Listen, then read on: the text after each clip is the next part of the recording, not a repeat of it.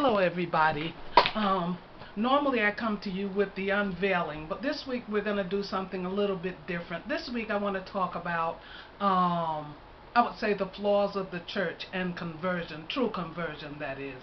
Um, well, I'll tell you my own story. When Jesus called me into his gospel, it was done in a miraculous way. Just one day out of nowhere, my vision became so blurred I couldn't read. I couldn't see any print anymore because I'm an avid reader. So, I rested my eyes a few days, and then I tried back again, and nothing had changed. So I went back and forth, and finally I picked up the Bible and I said, let me try this book and see if the print is a little bit different, as my vision returning. And what do you know? The print in the Bible was perfect. It was almost as if there was a magnifying glass, on the print. And so I was excited. Not that I really wanted to read the Bible. What I wanted to do is jump back into the novel that I was reading. But when I went back to the novel, the print was blurred again. And so I went back to the Bible, back to the print, and everything happened the same. I must have did this at least 20 times, because who can really believe that God is visiting you, that miracles actually do happen?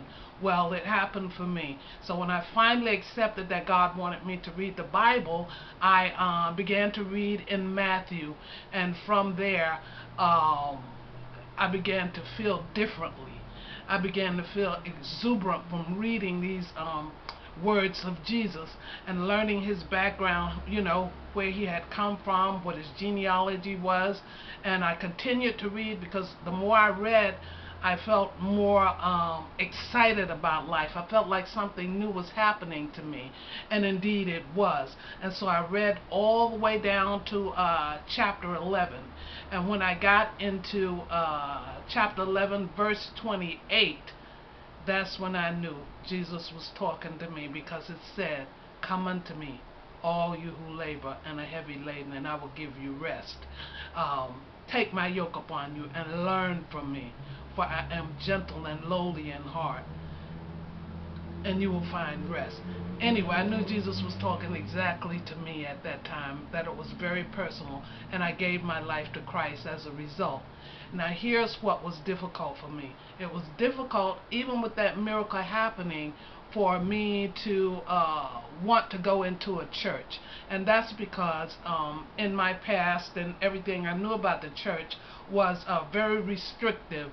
That the doctrines set up were very much so strict, I just didn't know if I could live by them. So I was very nervous, very scared to actually give my life to Christ because of the church.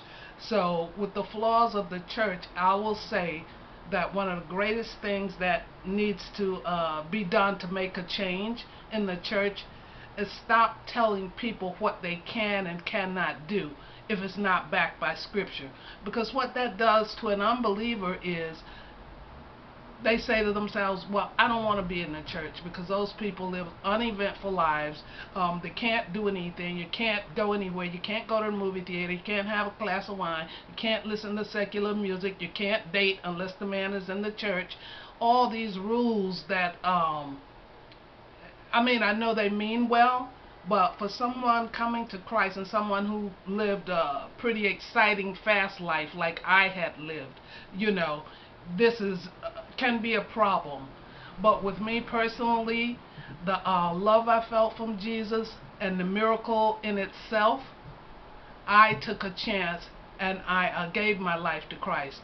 But for many people, this can be a stumbling block, so as a result of what happened to me, I'm making this video to let people know that don't turn away from Christ because of what the church is doing.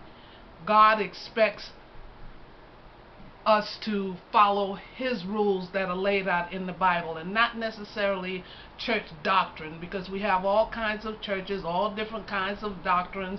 Some people don't want you to go to a funeral. Other people don't want, don't want you to say attend a social event. We had all kind of doctrines, which none is in the Bible.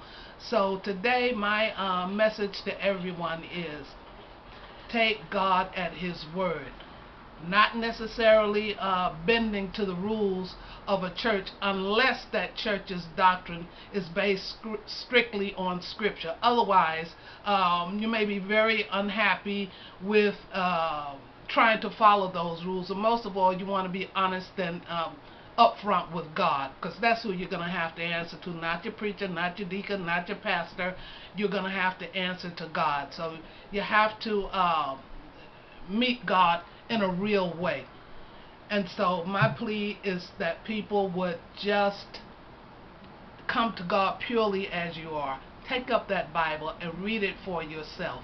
Now, if you want to learn a little bit more about how to become a real Christian outside of the church, because many people are not going to church, but let me tell you, it's not lost. Even if you're not going to church, God has an opportunity to save your soul, and that's through His word. So pick up the Bible, and if you want to learn how I did it, you can download my book.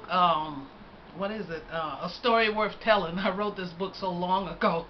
I almost forgot the title. A Story Worth Telling.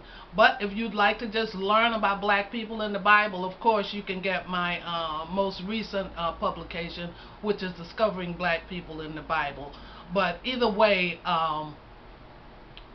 it's something that we really need to confront. So until next week.